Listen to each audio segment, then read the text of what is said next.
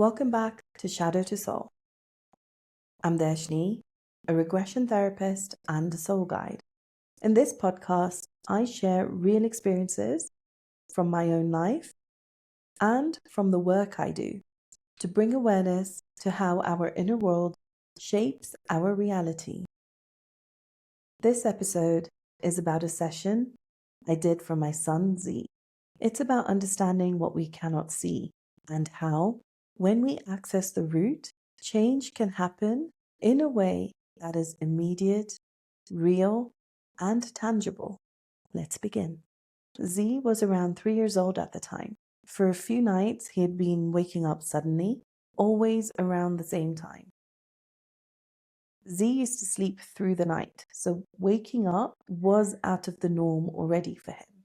He would wake up crying, truly distressed. At first, it felt like a phase, something that would pass, but it didn't. Each night, it became more intense. He would wake up screaming, running out of the room, and straight to us for comfort, shaking, scared. We started looking at what would be causing this. It was summer, the room was incredibly warm, and we thought that could possibly be disturbing his sleep and causing the nighttime terrors. To test this out, Tim and I went to stay at my parents' house. He slept with my mom in her room, where the room was cooled down with an AC. And for those nights, he slept peacefully. He did not wake up. So we assumed we'd found the cause. We arranged to have an air conditioning unit fitted in my room where he slept with me. For a few nights while that was being done, he stayed with my mom in her room with the air conditioning on. And all those nights, he slept through peacefully. That consistency reinforced what we believed, that the cooler room had resolved it. When we returned home, that very same night, it started again. He woke up screaming, but this time it was different. It was more intense than anything we had seen before. He ran out of the room in sheer panic. He didn't come to us. He went straight into the pantry, balled himself up in a corner, and his face had gone completely pale. He was shaking. He was crying. The look in his eyes was of pure terror. It took a few minutes before he allowed us near him to comfort him. This was something different. After seeing our son in that state, we were desperate for help. This was no longer something that we were willing to observe and wait out. Medically, he was fine. We didn't have any traditional avenues to turn to. I had already consulted his pediatrician and I had done what she had recommended for me to do, but it hadn't worked. Out of desperation, my husband asked me to make an appointment immediately with my therapist.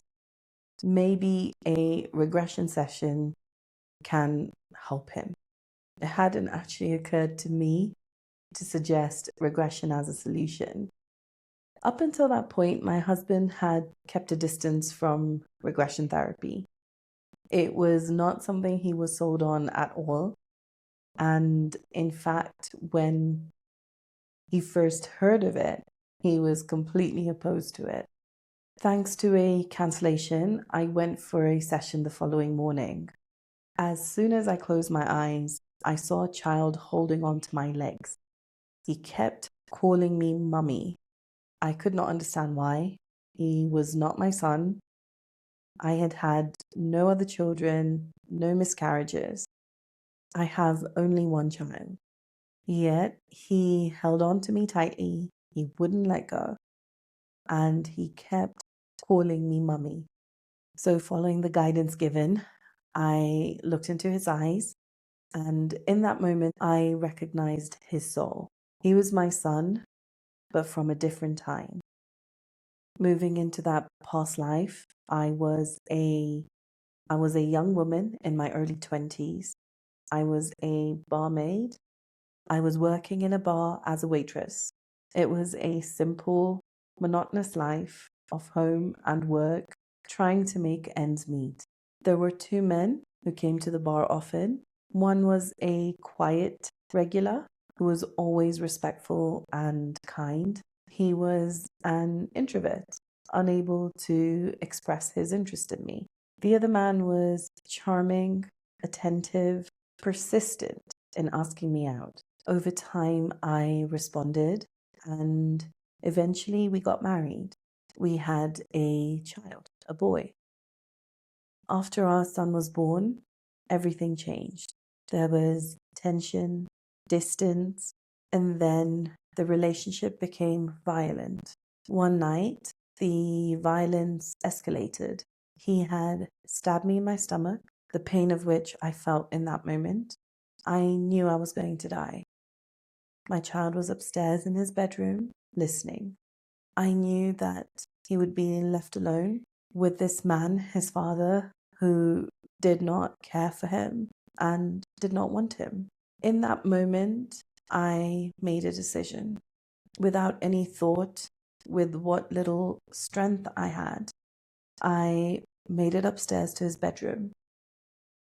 I held a pillow over his face and ended his life. Shortly after, I died. Sitting in that chair in that session, I started to cry. My heart was broken. I felt weighed down with guilt. Eventually, I was led into understanding the purpose of that life and its events. What I came to understand about that life was, in that lifetime, I had never truly felt loved. My childhood had been deprived of love. It had been traumatic and difficult. The man I married loved me deeply, but I didn't understand what that meant. I had never experienced love in that way that allowed me to recognize it. I responded to him in the limited way that I knew how. But when our son was born, something changed. For the first time in that life, I felt true, unconditional love. I loved my son with the intensity and instinct of a mother. My husband saw this. He had accepted my emotional distance before because that was simply who I was to him. But witnessing me give our son the depth of love that he had never received from me created something in him that he didn't know how to handle. He tried many times to get my attention, to entice me into responding to him in the same way. My lack of response towards him turned to resentment. Motherhood took over my attention and energy. The small amount of emotional presence that I'd given him before slowly disappeared. It wasn't intentional, it wasn't conscious. It was simply the only way I knew how to be. Over time, his resentment shifted towards our son. He began blaming him for the distance he felt from me. The resentment towards him, and now towards me as well, eventually turned into anger and violence. In his helplessness and loss, he lashed out at the people closest to him. He loved me, but he felt that love never truly came back to him. Understanding this, I was able to make peace with him. I felt compassion for him. My son from that life was holding on to me because of the guilt that I was carrying.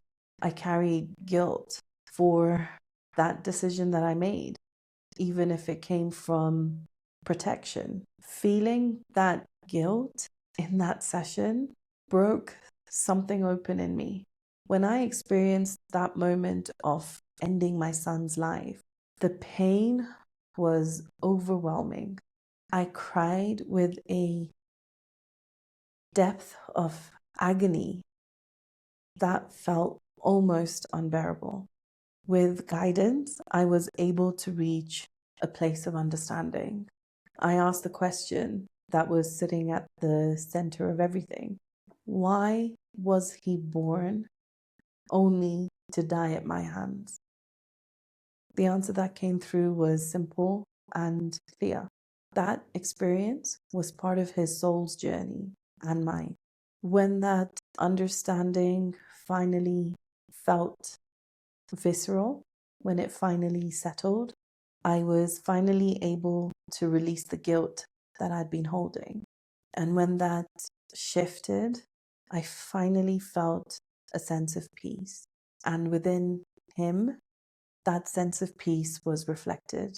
With that peace, I was able to let him go, and he was able to release me. The understanding went even further. The reason my son in this life, Z, had been waking up in fear at night was because he could see that other child. He could see the boy holding on to me and calling me his mother. That was what had been terrifying him. There were other recognitions that came through that completely surprised me. The man who had been my husband in that life was someone I know closely in this life, someone I had felt an instant familiarity when I saw him from afar for the first time, and someone I instantly connected with when I met him. I had a sense of knowing him without understanding. I had never met him before this. The quiet man in the bar, the one who had always treated me with kindness and respect, but never voiced his interest, is my husband in this life.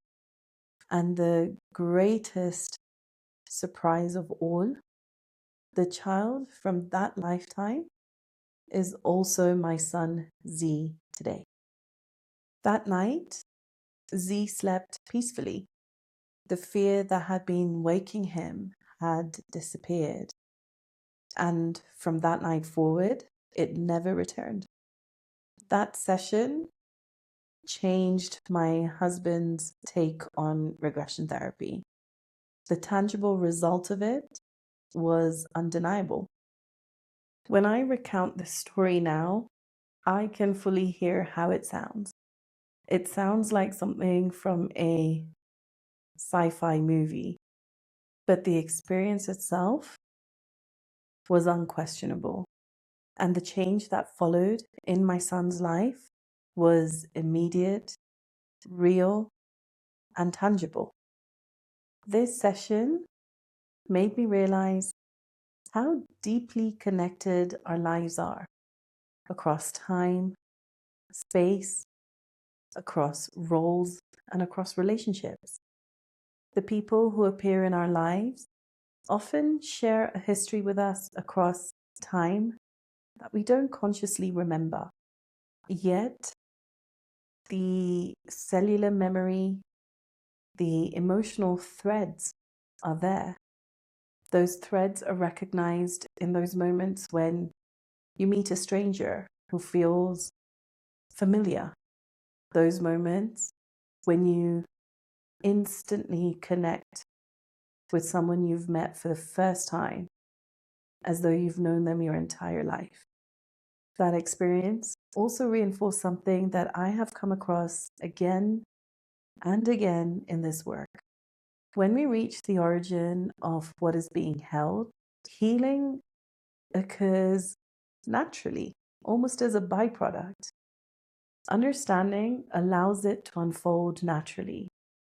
This experience also changed how I look at children's behavior. Children don't always have the words to express what they are feeling, what they are experiencing. So their body and behavior speaks for them. The way they sleep, the way they react, the way they seek safety. All of that carries information. When we learn to listen to those signals, we begin to understand what they're really going through. What we see on the surface is rarely the full story. And when we're willing to go deeper with openness, with trust, we access a different and deeper level of understanding. If this episode resonated with you, continue on this journey with me.